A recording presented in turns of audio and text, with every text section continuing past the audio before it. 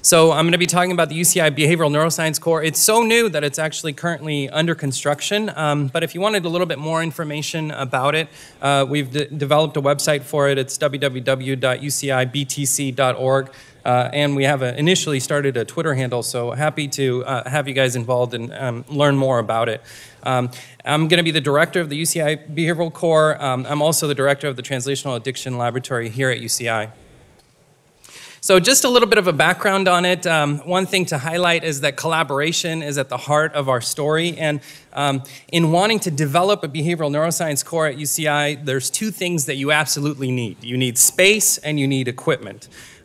So fortunately for us, we've been able to acquire about $1 million worth of behavioral equipment through the assistance of myself and Dr. Mike Yasa, who are both fellow and director of CNLM. And we've capitalized on a major opportunity to work with Dr. Jen Precher, who had been initially allocated space and funding support for instrumentation of a new optical imaging core. And this was part of 600 square feet of the UCI Biological 3 building. It's part of the shell space, and I'm going to show you a photo of that. And it's 1/3 of the 1,800 square feet of available space that the UCI BTC is going to be part of. And by acquiring the additional equipment for the behavioral core, it provided the incentive to renovate the entire shell space and develop the UCI BTC and the new optical imaging core. And it's not really so small because we've been actually able to get a major cap renovation grant in the amount of $1.667 million to develop this facility for the UCI Behavioral Core. So we're really excited about that. And of course, to be able to do so, you need a lot of support from a lot of different individuals, all of which are listed here for your review. So the UCI Behavioral Neuroscience Core, there's a major need for this.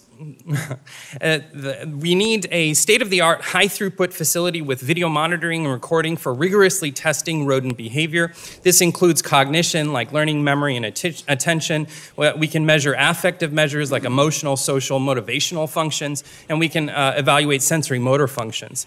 And as part of this, we need dedicated expertise in small animal behavioral analysis to be able to provide consistency across a number of different testing modalities.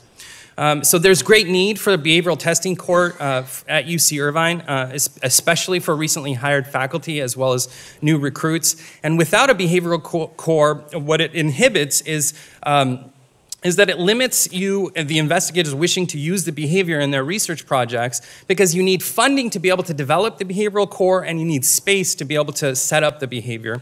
And you need to also be trained to use that behavior or eventually collaborate with someone to be able to use the behavioral core. So UCI has actually never had this type of facility in the past, which is actually uncommon in our R1 institutions. So this allows us to leverage the facility for faculty and student recruitment, enhancing our competition against our peers by providing access to such resources. And then hopefully that reduces the need for funding, dedicated space, training, and the need for collaboration required for through this behavioral testing core, which I think will lead to reductions in inefficiencies related to these various types of concerns. So this is, pictorially, for your review, the type of equipment that we've acquired, and it's also on our website, and I'm happy to speak to you guys more specifically about the individual components that we have that are going to be in this facility once it's developed.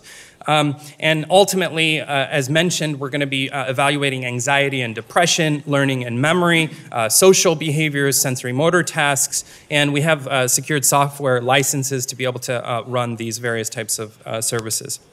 And in the future, what we hope to do is perhaps integrate it with in vivo electrophysiology, in vivo optical imaging, in vivo optogenetics to be able to enhance and leverage the behavioral core even more. This is the location where the facility is going to be based. It's in the BioSci 3 basement shell space. It's laboratory 510. It's about 1,800 square feet, and 600 square feet will be for the imaging core and the grant that we've been able to get through the major CAP grant to develop this facility through the help of the Vice Chancellor of Research and others.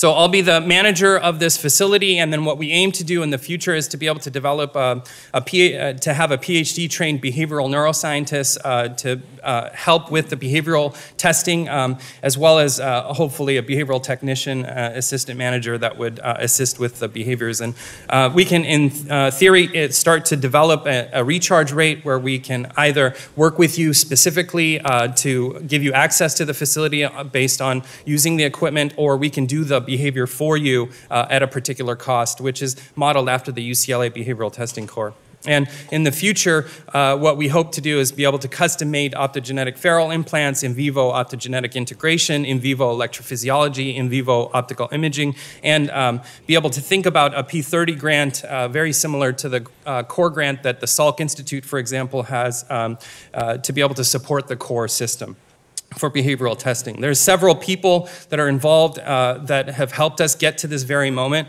that are listed here. And if you have any additional questions or comments, feel free to visit our website or see me afterwards. Thank you so much for your time.